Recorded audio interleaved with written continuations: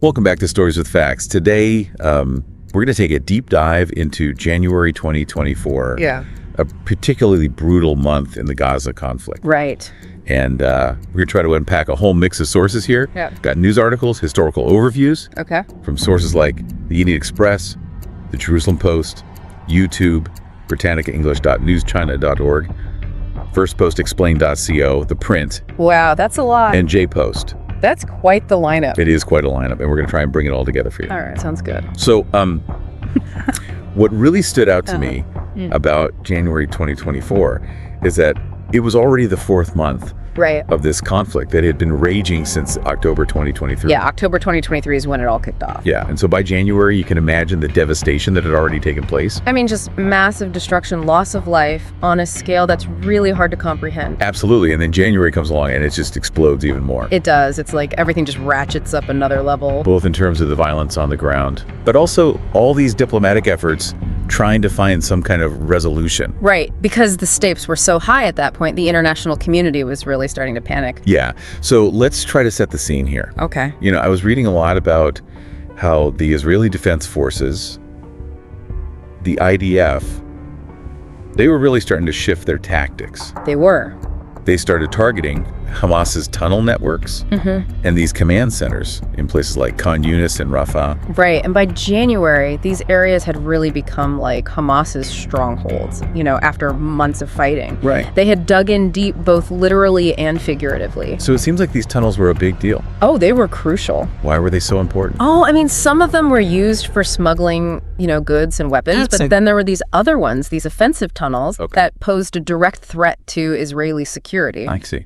So, you know, for the IDF trying to target these underground networks, I mean, it was a massive undertaking. Yeah. Technologically speaking, it was really complex. I can imagine. And incredibly dangerous. It sounds like this really intense, like, cat and mouse game playing out underground.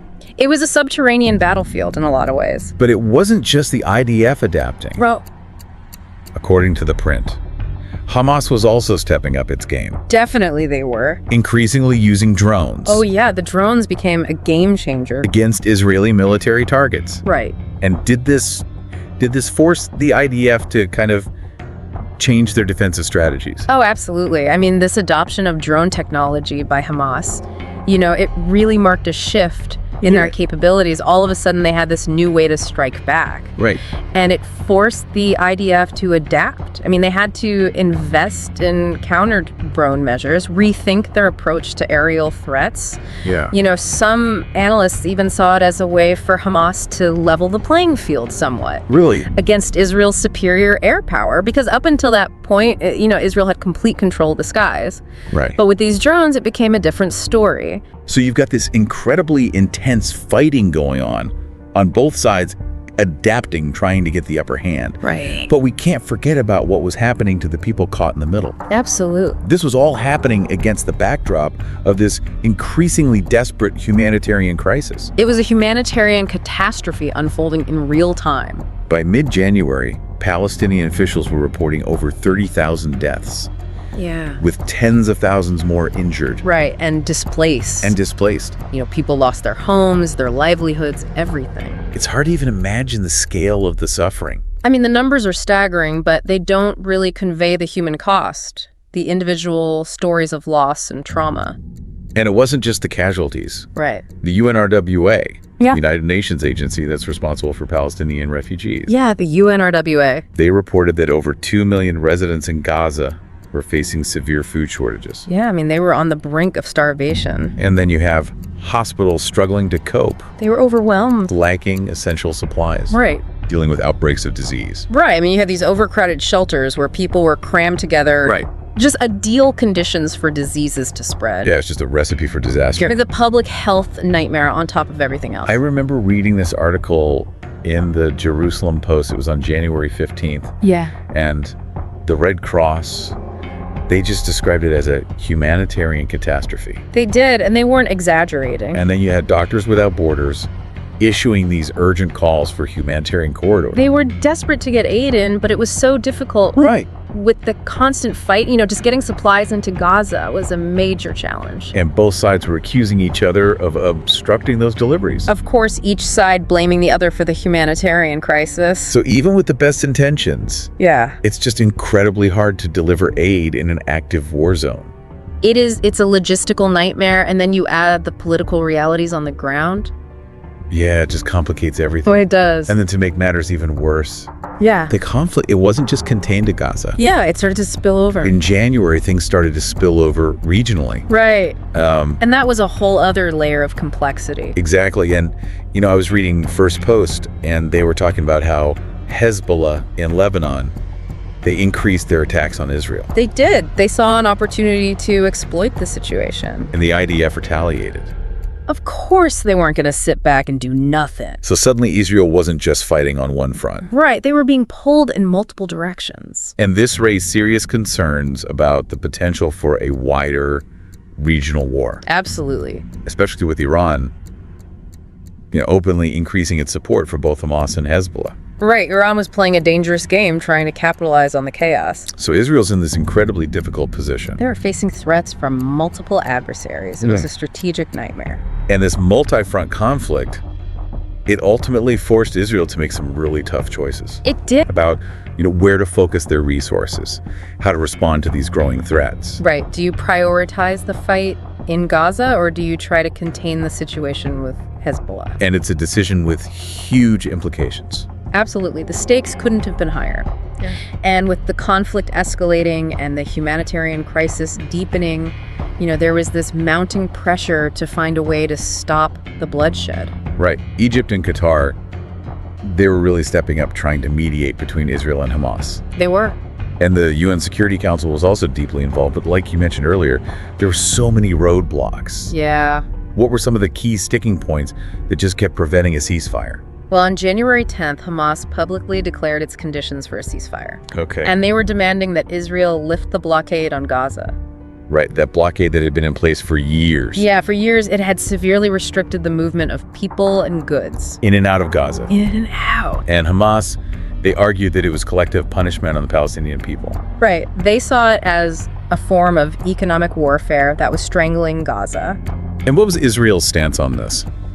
Well, Israel's position was that any ceasefire agreement had to include a guarantee that Hamas would disarm. Right.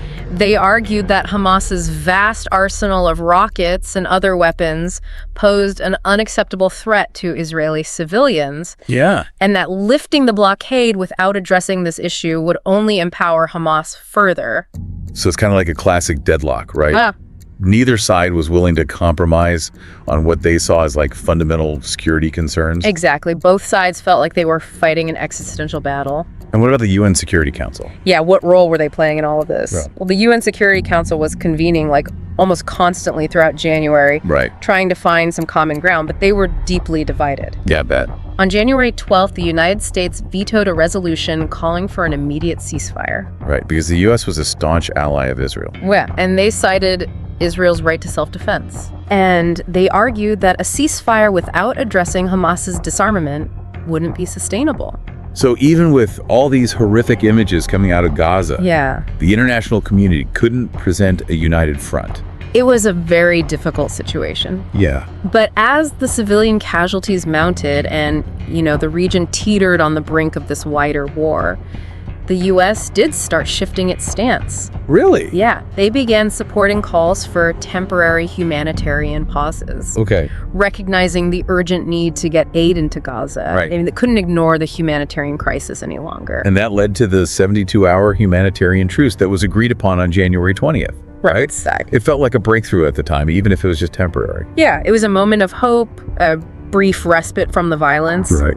But the fighting didn't entirely cease. There were still reports of isolated clashes. Yeah. And both sides accused each other of violating the truce. So even with this truce in place, there was still this deep mistrust between Israel and Hamas.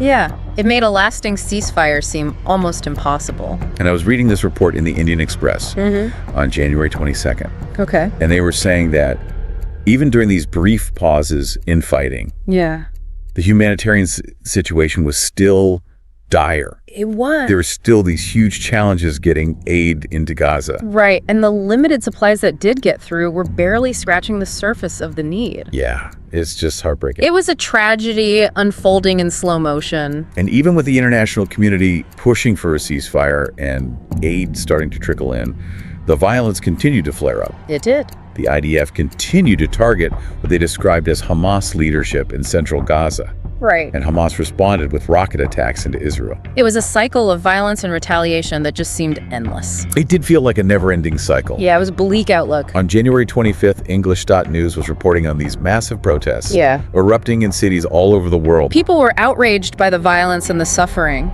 Yeah, they were demanding an end to the violence. Right. Calling for a just solution to the conflict. Right. And then you had all these human rights organizations condemning both sides for the civilian casualties. They were. And the overall suffering that this conflict was causing. It was a global outcry. Yeah, it really was. And it showed that the world was watching and that this conflict was having an impact far beyond the immediate region. Right. And there were other consequences too, particularly economic ones. Yeah, tell me about that. What were some of the broader ripple effects of this conflict? Well, as the fighting dragged on, oil prices started to climb. Okay. Because of concerns about instability in the Middle East. Right, makes sense. And then global shipping routes were disrupted.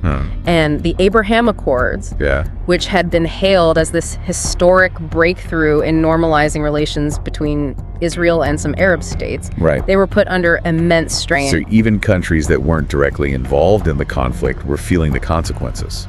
Absolutely. The world is interconnected. You can't have a conflict of this magnitude without it having ripple effects. And within Israel itself. Yeah.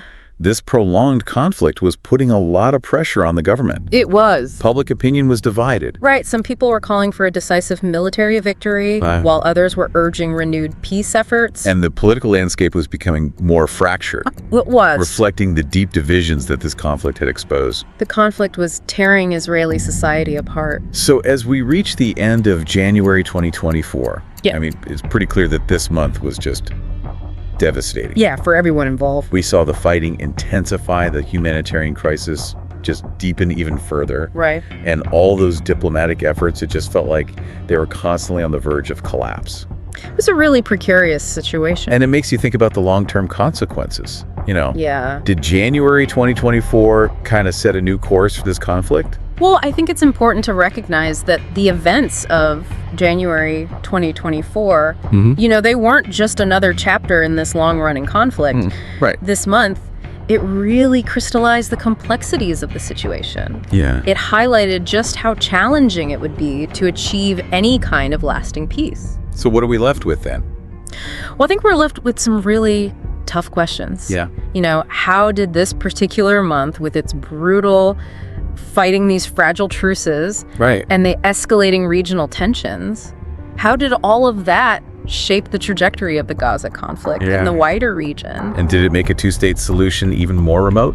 That's a big question. Yeah. Did it harden positions on both sides, making future negotiations even more difficult? We've only scratched the surface here, but hopefully this deep dive has given you a better understanding of this really critical period in the conflict. I think it's a reminder that, you know, understanding conflicts like this, it requires empathy. Yeah. Critical thinking. A willingness to engage with different viewpoints. And I really encourage everyone listening to explore those sources we mentioned in more detail. You know, consider the different perspectives and really delve deeper into the nuances of this ongoing struggle. It's a complex issue with no easy answers.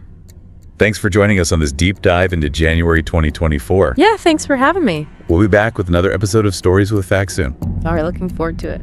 Until then, keep seeking knowledge, keep asking questions, and keep exploring the world with a curious mind.